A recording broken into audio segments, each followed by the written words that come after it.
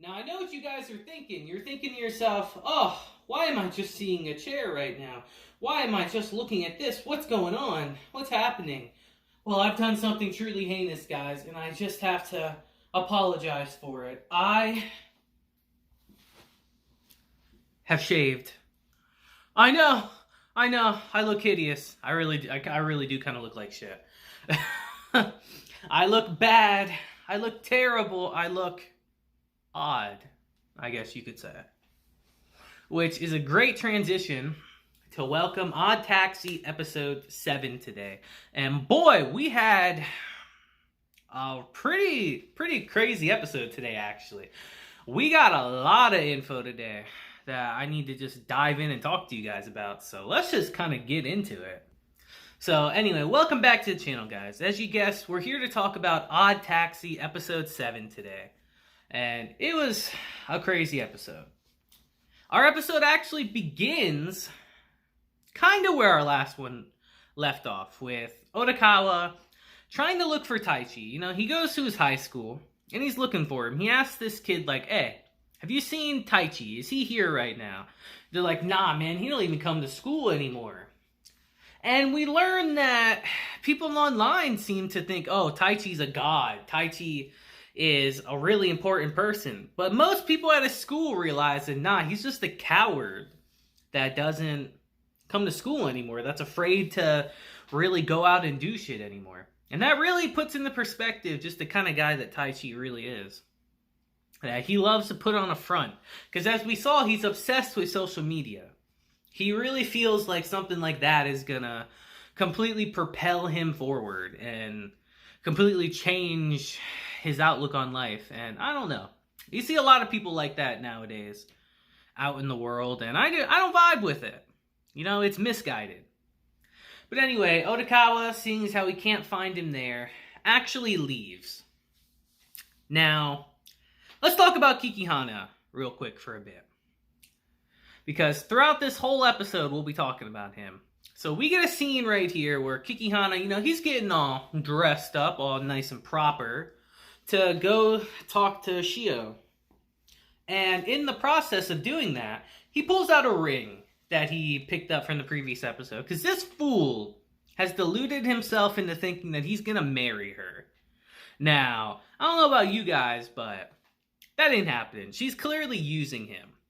But he doesn't realize that yet. So as he's preparing to leave, he actually gets a knock on his door. And it's revealed to be the guys he borrowed money from, the Yakuza, and they're here to collect. And Kikihana, being an idiot, has just kept borrowing more and more money, putting him more and more in debt.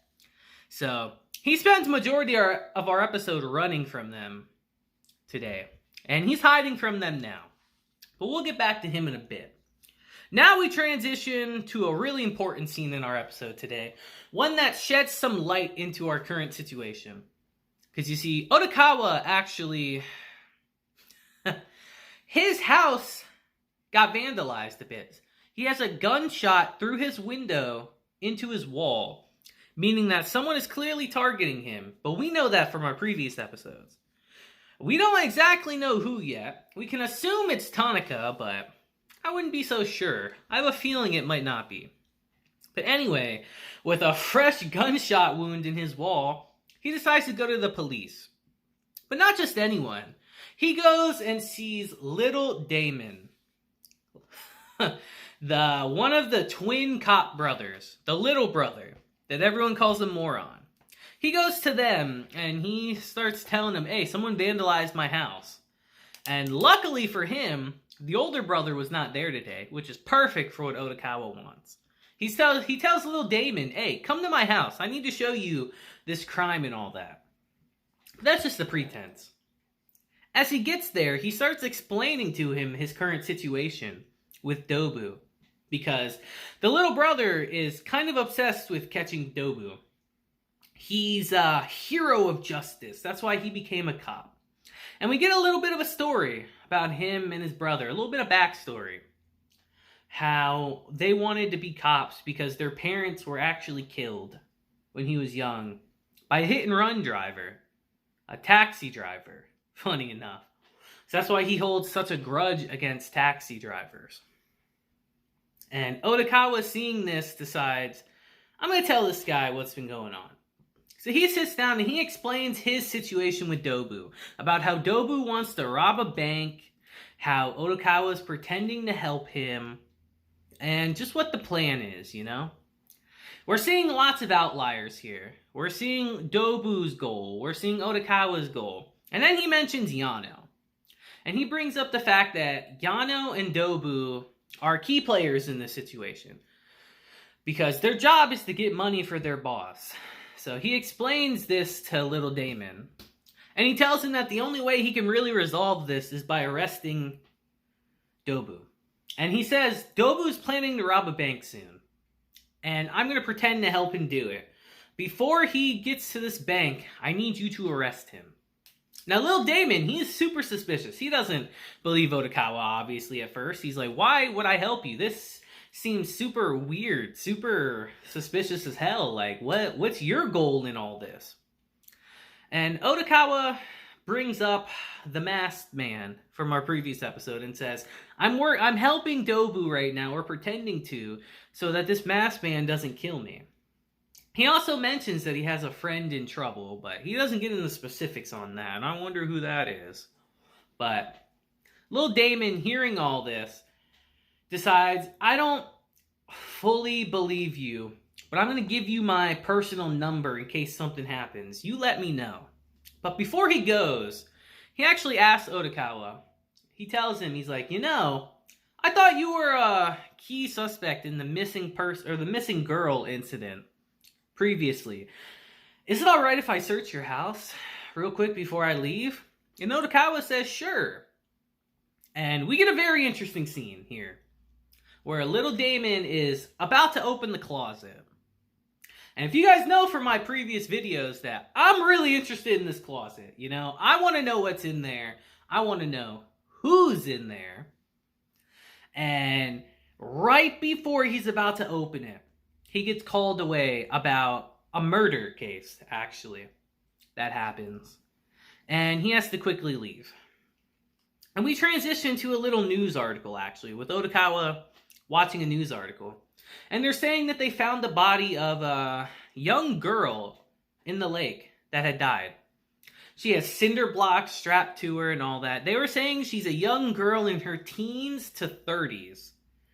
And in that moment, we see Odakawa talking to the closet, saying, good girl. And it's at this instant where I'm not sure if we can trust Odakawa anymore. I feel like the show is framing it that way, but I don't know. It's very, very strange. Like, clearly Odakawa's up to something, but we don't know yet. That closet, man, I really want to know what's in that closet. That's going to be the big reveal of this show, I bet. After this, we transition back to Kikihana, where he sneaks out of his house to go meet with Shia, because he wants to pop the question to her, obviously. And he's desperately trying to avoid the mafia, or the Yakuza, I guess you could say, that are after him. So he actually decides to meet up with her. And we'll get back to that in a bit, but it's all going to make sense soon enough. From there, we transition to Goriki Pharmacy. The doctor's talking with Shirakawa, who came to apologize to him about stealing his medicine, saying how, I was only doing it because it was a man named Dobu who was putting me up to it. And apparently, I am free of him now. Because in the scene before this, we actually see Odakawa talking with her, and she informs him that Dobu said, I'm free of my debt and my attachment to him, supposedly. So she goes to apologize to Goriki. And he says, I understand. Odakawa's probably doing this. He probably did something to protect both of us. And he straight up says to Shirakawa, like, hey, I can't pay you. Will you continue to help me with my business? And she's perplexed at first. Like, what are you talking about? And he says, you remember what I am, right? I'm a doctor. We need to help Odakawa. And when he says that, he puts down a brain scan. And that very much intrigued me. Like, what is wrong with Odakawa? Because if you remember from our previous episodes before, he has flashbacks sometimes to an incident that happened years ago. And I feel like we're really setting something up right here. We're setting something big up right here, but I'm not quite sure just yet. So we'll probably get back into that soon enough. And it's at this time we transition back to Kikihana. Now, I know I've been teasing it this whole time, but he eventually does meet up with Shiho, but she's in an abandoned construction site, which is weird. He even finds it weird. And he approaches her, and when he gets there, she says, "You came at the perfect time, Kikihana."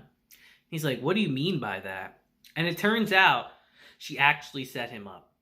He gets jumped by this one man and her manager who knock him out and carry him away. Very, very interesting. So I've been saying for episodes that she was clearly using him, but to think she was working with the mafia, it gives me an idea that we'll talk about in a bit. And it's here that we transition actually to Odakawa going to the Halloween festival. Because if you remember from our previous episode, Dobu's plan was to look for the masked man at the Halloween festival by dressing up as him and pretending to be him, and have Odakawa be able to spot him out. And in this instance, we get our first encounter with Yanu. And this man, I didn't think this man would be rapping every sentence. This man's literally Killer Bee from Naruto. Even I was sitting here like, oh, we're really doing this, Odd Taxi? We're really doing this? And even Odakawa was perplexed after their meeting. But he doesn't have time for that. He's there to meet with Dobu. So he meets with him in a cafe. And they have a little like info dump with us, saying how they're looking for this masked man, but they're also looking for Taichi, who posted on social media that he's here. Now they're walking around doing stuff, and they spot someone who they think is this masked man. So they actually go and confront him. And Dobu just starts beating the hell out of him. You know, he's like, "Where's my gun? What do you know?" And it turns out that's just a cosplayer, obviously, because it's Halloween. And they beat the wrong man. But Odakawa spots something in the corner of his eye. He spots Taichi taking a video of the whole incident. And they immediately chase after him because as Dobu is beating this guy up, he took his mask off. So him and Odakawa are just plain as day in the video. So they gotta get that video no matter what. And they start chasing Taichi. But they lose him in the crowd, obviously. It's Halloween. Everyone's wearing a mask. So they quickly lose him in the crowd. And before I forget, we actually do get a scene with Ruri and the manager in our episode, where she confirms that she knows who Yano is. And the manager does too, meaning that they're deeply connected with each other. Which, we'll get into that in another episode, but we actually see Shio walk up to them saying she wants out. Now, what does she want out of, per se? I don't know. I feel like in our next episode, I'll go into that a bit more, because I got a theory. Fuck it, I'll tell you guys my theory. I think that the agency is really a front for the Yakuza, is what I think. And I think Shio, seeing what they did to Kikihana, wants out of this agency. Is that the truth? We'll have to find out soon, but that's my theory right now. Because why would Ruri know who Yano is? You know, very, very interesting. I might as well throw this in too. We actually get a scene where little Damien's talking to his brother, you know? And he's starting to have doubts about his brother, you know? That talk with Odakawa really put something in his mind. Like, maybe my brother is up to no good. Maybe he really is working with Dobo and all that. And he's starting to have doubts. But our episode ends, actually, where we see Yano apparently about to interrogate Kikihana. Because this man is in a warehouse, tied up, gagged. And it's not looking good for him. So our series is quickly heading towards its climax. We're starting to get the answers to some things, but we still don't have the answers to others. Like that closet, guys. What is in that closet? I feel like the show wants us to think it's the missing girl, but at this point, I don't think it is. I don't think it is. I feel like that would be too easy if it was the missing girl in the closet now. So I'm extremely curious. Like, what's going to happen with Kikihana as well? Are they going to find Taichi? Is Taichi going to post that video and Odakawa is going to be screwed? We'll have to wait and see in the next episode. So you guys let me know what you thought about this episode down below, you know? Odd Taxi just continues to get better, and the plot just continues to get thicker every single episode, guys. So let me know down below how you feel about it. But I think that'll be it for today's episodes, you know? Man, Odd Taxi really does put a pep in my step every time I watch it, guys. Even if I look like total shit today, because I shaved. Hopefully my hair comes back soon, but... like I said, that'll be it for today, guys. I hope you guys have a great day, week, month, and year. And until next time, deuces, and just have a blessed day.